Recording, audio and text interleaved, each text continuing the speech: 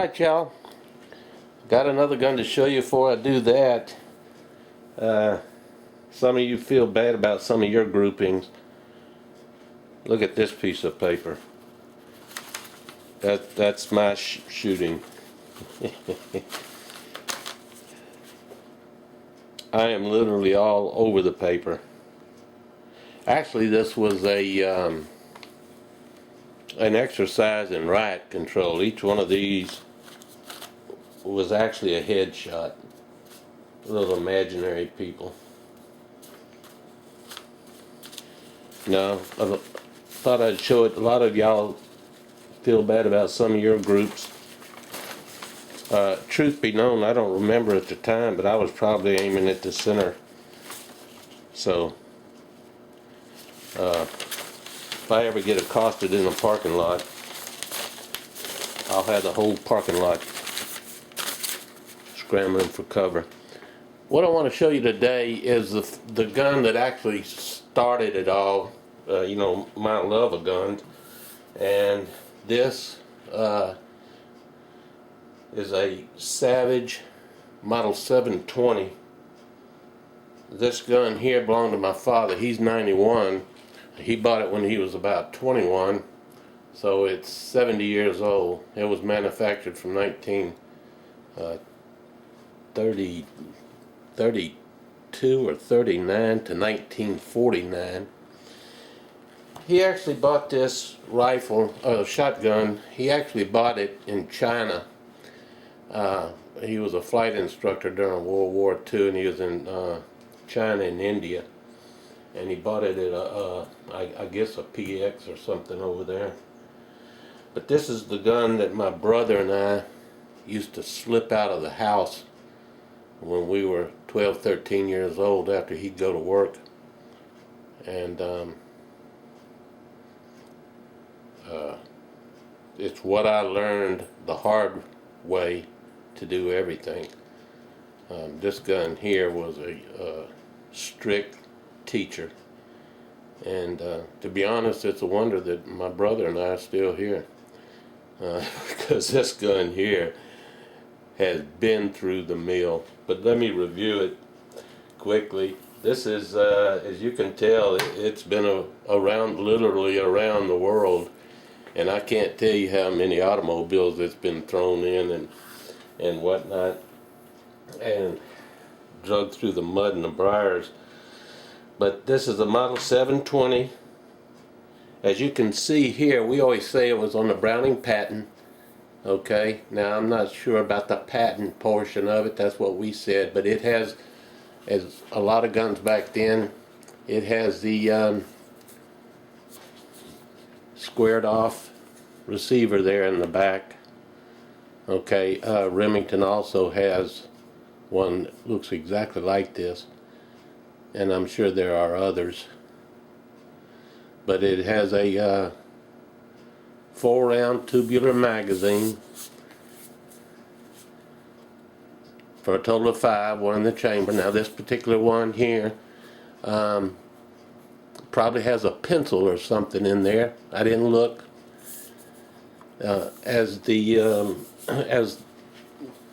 in the magazine there, in this state we're only allowed 3 rounds, and you better not get caught duck hunting, dove hunting, something like that, with any more than 3 rounds in the weapon. If they catch you without a plug, it's a stiff fine. Has a plain barrel, 26-inch barrel, and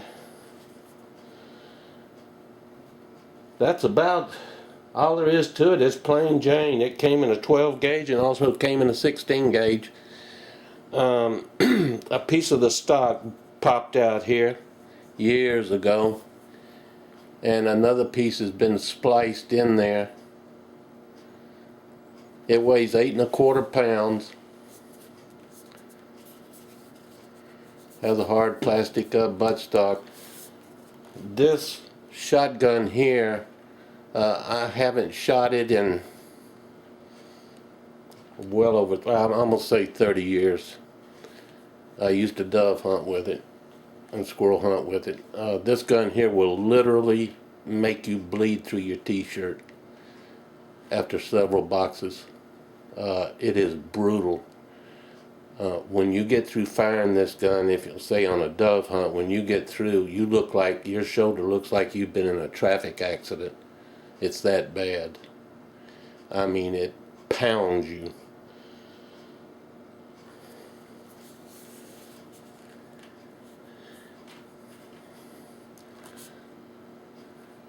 It's got a nice patina on it for an old gun.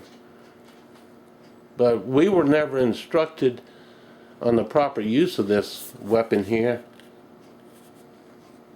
So when my father would go to work, when my father would go to work, we would slip it out the back door, and we learned everything the hard way. We had no idea. We'd never been instructed on a loading procedure, never been instructed on safety procedure. Nothing. It was just hit and miss. Back then, some of the shells were cardboard, and I learned the hard way that when a shell, especially the old cardboard shells, they get hung up down in there. You don't want to reach in there and try and pull it out, because when your finger hits this button here, that extractor, see that pointed extractor there? It will come down on your thumbnail and drive a hole through it. Yeah. That's how I learned that. That's the safety. When it's protruding over here, it's on safety. When it's not, it's off safety. Learned that the hard way. Had my brother been walking a step further, he was walking alongside of me. Had he been walking a step further forward, he'd have caught the full charge. Because I had a habit, a bad habit, of fiddling with this, and then I would give it a tug to make sure it was on safety. And just kid, you know. And somehow or another I got out of sequence, and it went off. So we're both very fortunate in that respect.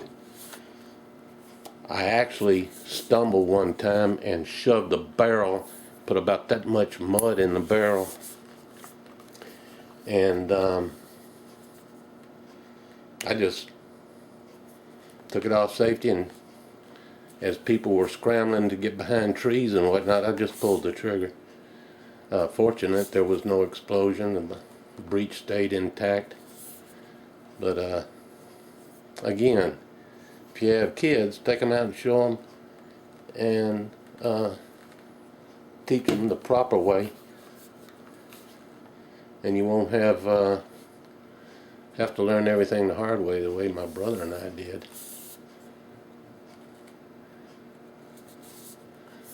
Just a nice old gun.